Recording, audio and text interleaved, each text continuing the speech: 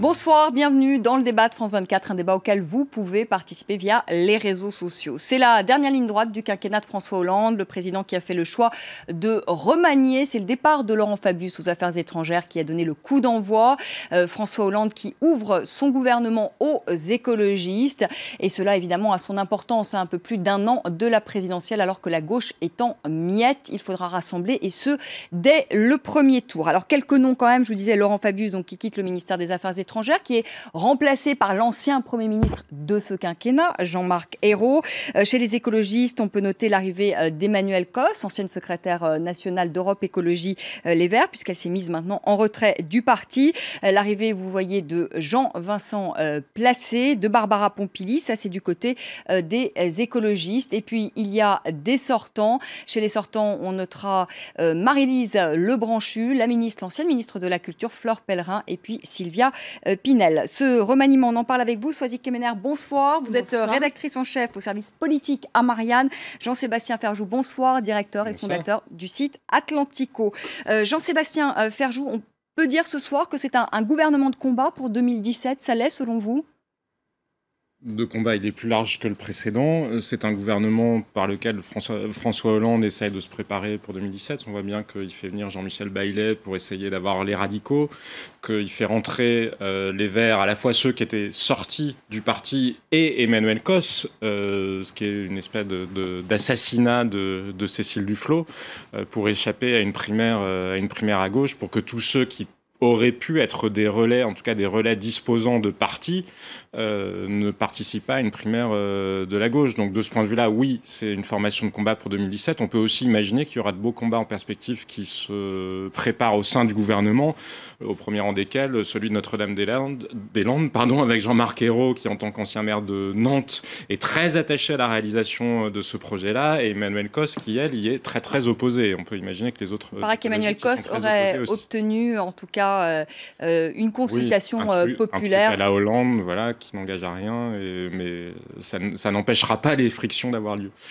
Swazik Kemener, l'objectif quand même pour François Hollande, en tout cas le défi plus exactement, ce sera quand même de rassembler pour 2017. On voit aujourd'hui cette gauche qui est en miettes. Avec ce gouvernement-là, est-ce qu'il va pouvoir rassembler Oui, et puis Vanessa, la question aussi, c'est de savoir ce qui s'est passé avant ce remaniement. Parce que le vrai remaniement, il a eu lieu avant, avec le départ de Christiane Taubira, remplacé par M. Urvoas, qui est un proche et qui est sur la ligne de Manuel Valls. Donc là, on a un remaniement qui sert surtout à camoufler ce qui est en train de se passer, c'est-à-dire le départ de Christiane Taubira, la question de la déchéance de nationalité, parce qu'on voit bien, malgré le vote en majorité favorable hier à l'Assemblée, que la majorité des 3/5 ne serait pas atteinte en état actuel des choses lors d'un congrès. Donc on est d'abord dans un premier écran de fumée. Ensuite, pour ce qui est du rassemblement en vue de 2017, en fait, c'est les gens qui restent et c'est les seuls qui restent. C'est vraiment ça. C'est-à-dire qu'il est sur ce périmètre-là, il est bloqué dans ce périmètre-là. Jean-Sébastien Ferjou a expliqué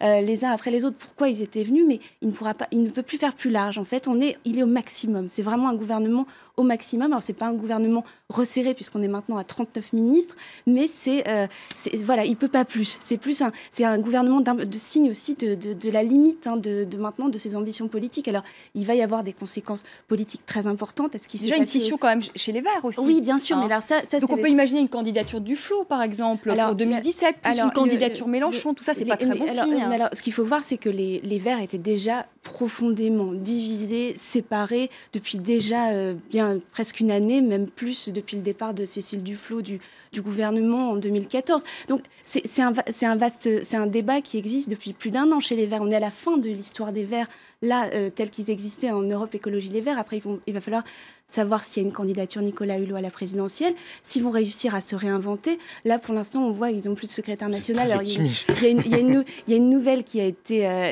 personne qui a été nommée là, d'un bureau convoqué au dernier moment. Oui, c'est le but pour François Hollande, évidemment, c'est d'empêcher une candidature de Cécile Duflot, puisqu'elle n'aura plus de troupes.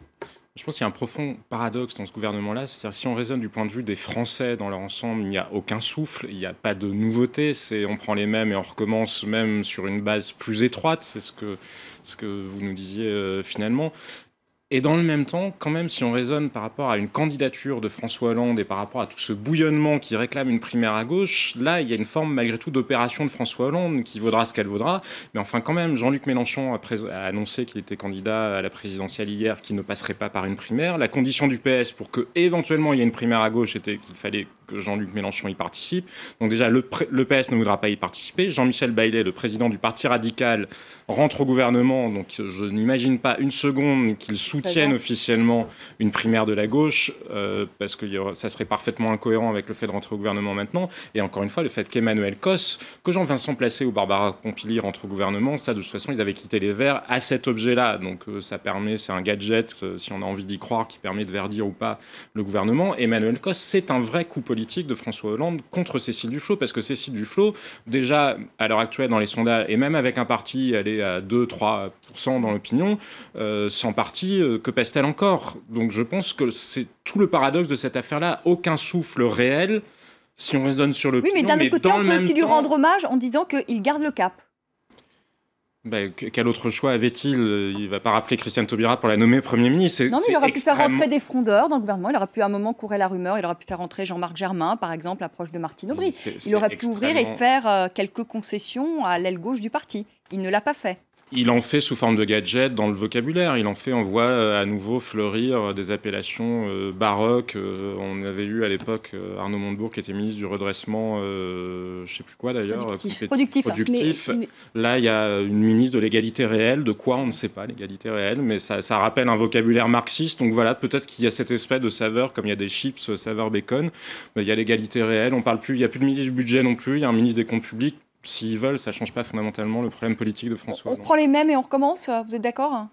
C'est quand même le quinquennat de l'inédit, parce qu'on en a vu des anciens premiers ministres revenir par le Quai d'Orsay. Alors pour Alain Juppé, ce n'est pas tout à fait exact, parce qu'il a été de façon très brève, vous vous souvenez, ministre de l'Environnement sous le début du quinquennat Sarkozy. Ensuite, il a perdu aux législatives, il est revenu à la Défense, et ensuite il a remplacé Michel Alliot-Marie au Quai d'Orsay. Mais là, il invente le Premier ministre recyclable dans le même quinquennat, c'est-à-dire que Jean-Marc Ayrault revient au bout de 2 ans, et là, pour le coup, on prend le même et on recommence. Après, il y a une vraie raison. Ça, c'est tout à fait inédit, parce qu'il a quand même été Premier ministre dans ce même quinquennat, et voilà qu'il redevient ministre des Affaires étrangères. Il a eu la tête coupée par Manuel Valls, par une opération que Manuel Valls avait organisée avec, à l'époque, Aquilino Moral, Arnaud Montebourg et un certain nombre de gens autour de François Hollande. Donc effectivement, c'est très paradoxal. C'est assez intéressant de regarder l'ordre de préséance qu'il y a dans ce gouvernement, parce que Jean-Marc Ayrault a été mis numéro 2, ce qui montre bien que finalement Manuel Valls ne le craint plus. On n'est pas dans une logique à la Alain Juppé qui a vocation à avoir, et on le voit bien, un avenir politique. Jean-Marc Ayrault n'est pas un danger. En revanche, moi, ce qui me frappe, c'est qu'Emmanuel Macron, qui est quand même le ministre de l'économie, on pourrait imaginer que François Hollande, ayant fait de l'économie un combat majeur de son quinquennat, il soit un peu plus haut. Il est numéro 14. Bernard Cazeneuve... Mais il n'est pas en odeur de sainteté en ce moment, Emmanuel Macron. Exactement. Bernard Cazeneuve, qui n'était pas le candidat privilégié de Manuel Valls pour le ministère de l'Intérieur à l'époque, quand Cazeneuve avait été nommé, c'était Urvoas qui était le candidat de Manuel Valls.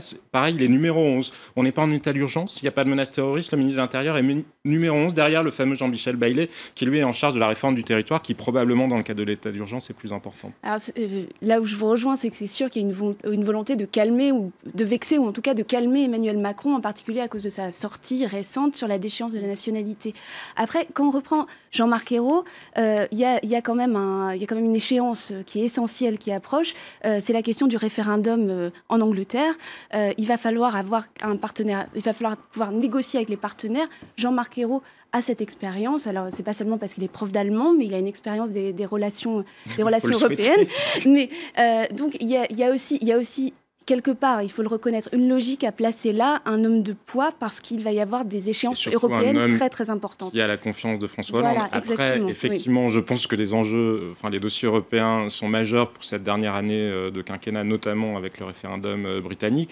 On aurait pu imaginer, s'il y avait une cohérence et un vrai souffle politique, que Harlem Désir, le secrétaire d'État aux Affaires européennes, qui est porté disparu, parce que qui on a entendu parler, qui sait ce que fait Harlem Désir au niveau européen, dans une époque où l'Europe n'a jamais été on dit qu'on lui avait donné pour lui faire plaisir. Et précisément, si l'Europe est un objectif majeur, il y aurait pu y avoir quelqu'un d'autre ayant un peu plus de poids, puisque avec la guerre en Syrie et les autres dossiers internationaux, Jean-Marc Ayrault aura déjà fort à faire. Et c'est vrai qu'il y a beaucoup de paradoxes dans ce remaniement, c'est-à-dire par exemple, tout le monde spéculait sur le départ du ministre de l'Agriculture, qui est empêtré dans une crise d'une gravité très importante. et il reste. Il y avait comme ça plein de choses qui paraissaient logiques. En fait, c'est pas un remaniement logique du point de vue des portefeuilles, c'est un remaniement logique pour 2017, logique, mais toujours dans la logique très particulière de François Hollande. Donc c'est pour ça que ça rend le Mais je vais vous poser la même question que j'ai posée à Jean-Sébastien Ferjou tout à l'heure. Est-ce qu'il ne faut pas quand même rendre hommage à François Hollande de dire il garde malgré tout le cap? Parce qu'il aurait pu ouvrir ce gouvernement, il aurait pu faire des concessions à l'aile gauche du parti. Il ne l'a pas fait. Alors, il dit, je reste sur ce cap-là, je garde Emmanuel Macron, je garde Michel Sapin, et on continue, il garde tous les proches autour de lui, et il dit, on continue sur cette voie. Alors, à une exception près, parce que je crois qu'il y a une des nouvelles secrétaires d'État qui a voté contre la déchéance de nationalité, mais j'ai pas eu le temps de tout vérifier.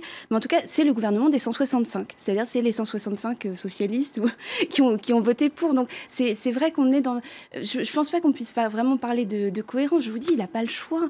Il a besoin de donner des signes politiques, et il a pris il faut se souvenir des refus. Nicolas Hulot n'a pas voulu rentrer dans ce gouvernement. Il y a eu quand même des tentatives, et là, c'est ce qu'il a pu faire. C'est un aveu d'impuissance aussi. Mais au-delà de ça, quel intérêt aurait-il à faire entrer des frondeurs? Les frondeurs ne pèsent rien. C'est pas parce qu'on les voit... Ils pèsent rien quand même, Jean-Sébastien Ferjou, quand on voit quand même le vote d'hier. Au départ, ils étaient 30, et là, il y a quand même 80 députés socialistes qui ont voté contre la réforme constitutionnelle. C'est beaucoup. Ce ne sont pas 80 frondeurs. Les frondeurs sont un groupe qui n'existe pas. D'ailleurs, ils n'ont pas de leader. C'est une facilité de langage qu'on a pris parce que c'est un objet médiatique. Mais d'ailleurs, c'est quand même principalement ça. À Poitiers, au congrès de Poitiers, ils n'ont pas fait un score pétaradant. Et les frondeurs, en général, au niveau... Ça a été organisé quand même, on est obligé de le dire, avec Martine Aubry qui soutenait la motion. Enfin, ça a été très très bien organisé pour que le Congrès se passe comme ça. Bien sûr, mais c'est là où François Hollande, et une des clés de 2017 d'ailleurs sera celle-là, il y aura les candidats qui jouent les partis, François Hollande, Nicolas Sarkozy, et ceux qui jouent hors parti, comme Alain Juppé ou X, quand il pourrait avoir envie d'être candidat contre François Hollande. On verra qui gagnera. Je pense que la logique de la Ve République est quand même en faveur de ceux qui jouent les partis. Mais les frondeurs n'ont pas de poids réel dans l'opinion. Quand tous les sondages, et les sondages valent ce qu'ils valent, mais quand même, si vous les déconnectez de est-ce que vous êtes en faveur d'Emmanuel Macron ou de bidule ou de machin, mais que vous posez la question sur le statut de la fonction publique, les 35 heures, etc., même les Français de gauche sont plutôt en faveur de la ligne sociale libérale de François Hollande. Après, François Hollande est faible dans les sondages, non pas parce qu'il ne respecte pas les lignes politiques que souhaiteraient les frondeurs, mais parce qu'il n'a pas d'efficacité. Ce sont deux considérations très différentes. Il n'y a pas d'efficacité ? Il suffit de regarder les chiffres de l'emploi. Mais c'est terrible quand même, Soisy Kemener, parce que j'invite Jean-Sébastien Ferjou et qui me disent qu'il trouve que François Hollande n'a pas d'efficacité. Oui, mais que quand j'invite des gens qui sont plutôt dans les journaux à gauche, mais parce que s'il en avait, je serais capable de dire que ce n'est pas un procès d'intention. Je vous crois, mais là, on ne trouve plus personne pour défendre François Hollande. Non, le journalisme, c'est l'objectif. C'est la subjectivité. C'est pas l'exercice qu'on fait là. On n'est pas porte-parole d'un parti ni l'un ni l'autre. Non, mais il faut regarder ce qui se passe. Oui, mais on peut lui trouver quand même peut-être quand même certaines. Regardez, d'ailleurs, c'est intéressant. On peut comparer ce remaniement avec le remaniement qui avait lieu en novembre 2010. Vous vous souvenez, ça avait été annoncé par Nicolas Sarkozy au mois de mars avant les régionales. Il avait eu lieu finalement en novembre 2010. Qu'est-ce qui s'était passé ? Rien. François Fillon était resté à Matignon.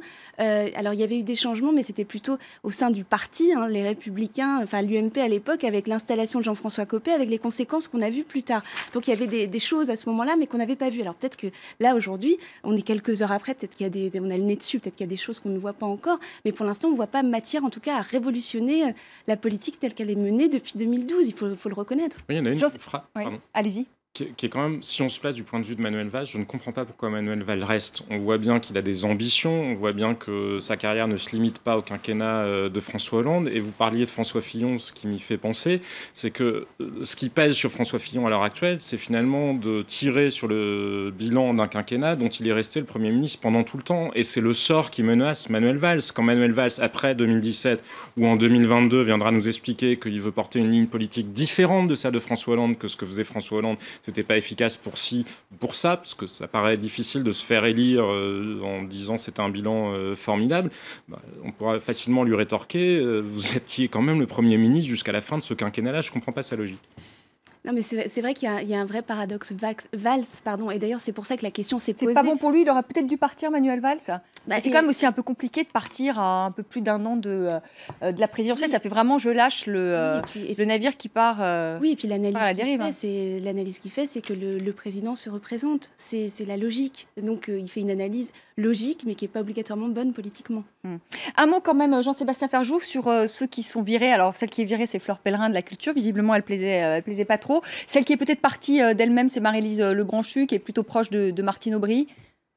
Je crois que Marie-Lise Lebranchu disait beaucoup ces derniers temps qu'elle était fatiguée. Je ne pense pas qu'il y ait de raisons politiques fondamentales, quelles que soient les proximités de Marie-Lise Lebranchu par ailleurs. Et effectivement, Fleur Pellerin n'a jamais été appréciée par les milieux de la culture. Il y a eu un certain nombre de sorties, on se souvient de la fameuse émission dans laquelle elle avait déclaré qu'elle ne lisait pas de livres. Et voilà, elle n'a jamais été appréciée du monde de la culture. La nouvelle ministre de la Culture est proche de Julie Gaillet. Voilà. Et puis elle est surtout parmi les anciennes dirigeantes du CNC. Hein, c'est très important pour les milieux de la culture. En plus, il y a eu beaucoup de signes qui ont été donnés au milieu de la culture récemment avec l'augmentation du budget. Et puis en plus, le doublement du crédit d'impôt pour le tournage de films. Donc c'est vrai que ça va dans le même sens. Et ça, je pense que ça va avoir un bon accueil et ça va aider à créer des réseaux justement pour 2017. Jean-Sébastien Ferjou, est-ce qu'on peut s'attendre encore à des réformes ? On devrait peut-être essayer, comme la Belgique avait vécu pendant assez longtemps son gouvernement et finalement le pays ne se portait pas plus mal. Que reste-t-il à faire à François Hollande ? De toute façon, toutes les réformes majeures qu'il a pu annoncer, comme le Code du travail ou ce genre de choses-là, elles sont reportées à plus tard, après 2017, puisque ça doit passer par des négociations avec les partenaires sociaux. Donc il reste quoi à faire ? Il reste le budget de l'année prochaine. Et puis il reste, et ce ne sont pas des enjeux mineurs, loin de là, à gérer la sécurité sur le plan intérieur et la sécurité sur le plan extérieur. Oui, Sophie Kemener, des réformes encore ou vous pensez là c'est terminé et puis maintenant on va rentrer dans le vif de la campagne et c'est terminé? Alors déjà, il y a la révision constitutionnelle. Hein, il faut voir ce qui va se passer au Sénat, même si le scénario est plus ou moins écrit, il va falloir suivre ça. Il y a la réforme de la procédure pénale.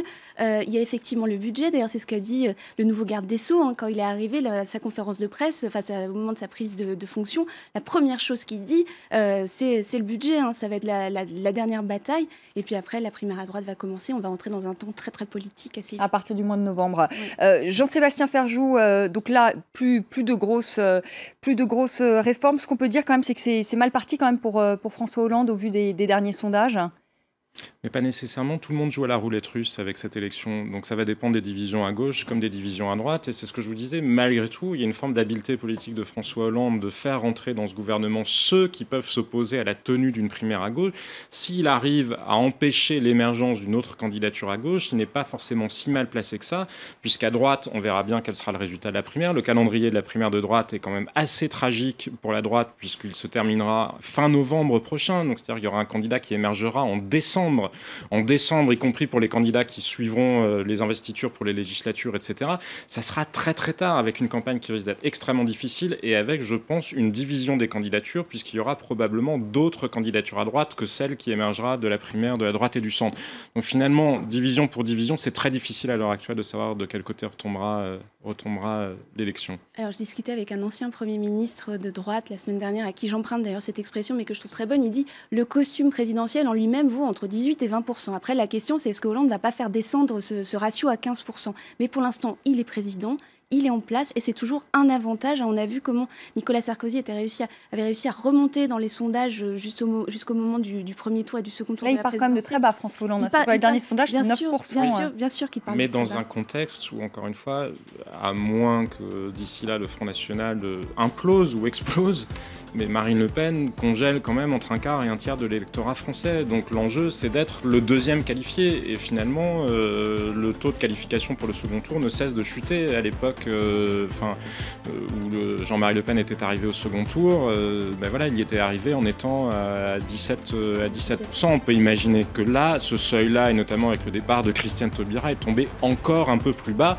Et c'est ce que je vous disais, s'il y a trop de divisions de part et d'autre, on peut avoir un deuxième candidat qui se bat pour justement arriver à grappiller de celui qui sera à 17,5 plutôt que 17. Et c'est en ça que la situation est complexe. Et puis il a une chance, c'est Jean-Luc Mélenchon. Et ça devient un allié. Merci beaucoup, merci Sophie Kemener. Merci beaucoup Jean-Sébastien Ferjou. Je vous retrouve dans un instant pour le rappel des titres et le second débat de la soirée. On parle du procès Hissène Habré à Dakar. A tout de suite.